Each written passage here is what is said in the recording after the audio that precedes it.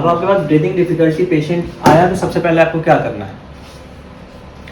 सबसे पहला काम आपको, अगर ब्रीदिंग डिफिकल्टी पेशेंट है तो उसको 45 पे रखना है, उसको सुपाइन नहीं रखना। समझ गए? सबसे पहला काम आते ही, क्योंकि सबसे पहले तो वो लेटेगा, इससे पहले कुछ नहीं करोगे। सेकंड करोगे उसमें आप वाइटल्स लोगे। वाइटल्स में सबसे पहले जब आप प्रोब लगाओगे तो उसका SpO2 लेवल देखो कितना जाता है। कभी भी इसमें एज मैटर करती है। एज क्या है? यंग है या ओल्ड है? आपका दिमाग एकदम जाना चाहिए, अगर ओल्ड है तो क्या होगा और यंग है तो क्या होगा। इसमें दो चीजें दिमाग में फौरन आनी चाहिए। क्या?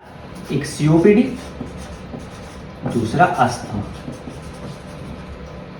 दो चीजें, दो डायग्नोज बनाए हमारे दिमाग में, ये COPD या अस्थमा। अब हमें पता कैसे चलेगा? तो हमें ये पता चलेगा उसकी हिस्ट्री लेके। क्यों? क्योंकि अस्थमा जो होता है वो बचपन से हो सकता है। बच्चों में भी अस्थमा होता है, बड़ों में भी अस्थमा होता है, वो किसी भी एज में हो सकता है।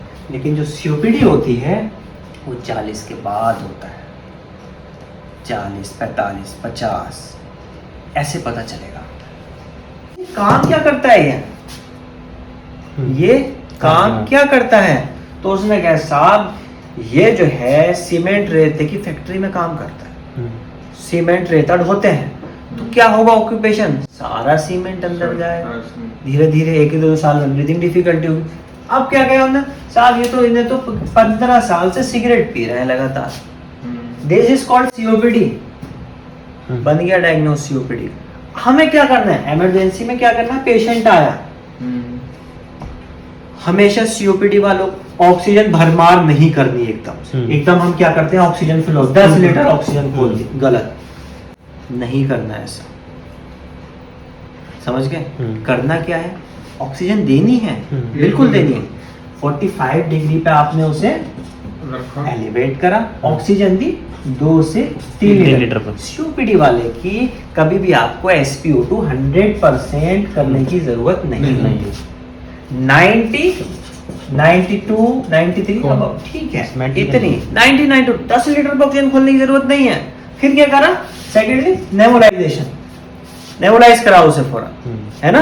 फिर क्या करा? देन स्टेरॉइड, हाइड्रोकॉर्ड, डेक्सामेथासोन, मेथाइलप्रेडनिसोलोन, स्टेरॉइड, इतने में वो आपका मरीज सेटल होना शुरू हो जाएगा। देन फिर भी अगर आपको लगता है कि अभी भी नहीं है तो अब हमारे पास बची ABG निकालो फौरन। ABG में निकाली तो हमें ABG में क्या देखना है? 3 चीजें देखनी होती है ABG में। pH number 1, PCO2 number 2, SCO3।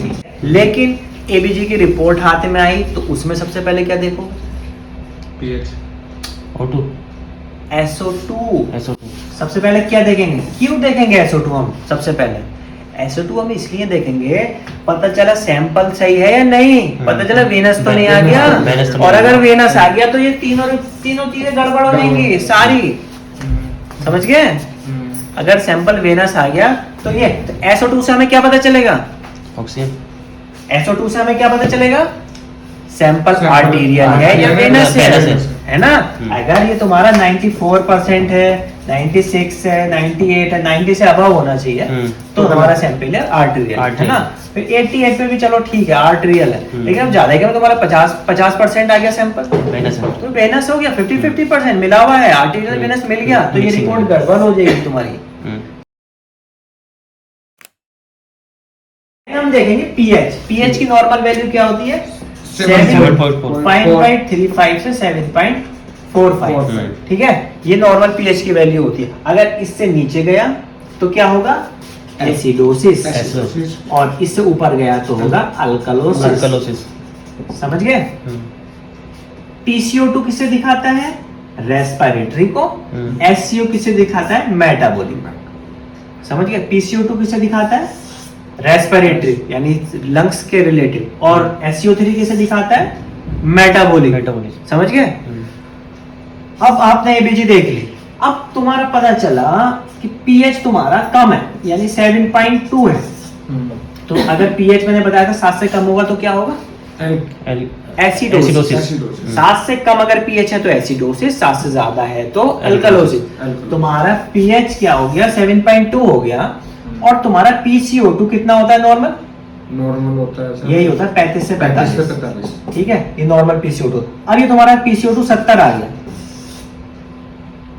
तो पीएच क्या हो गया? कम, एसिडोसिस हुआ। और PCO2 बढ़ गया तो क्या ये हो गया? Respiratory acidosis. समझ गए?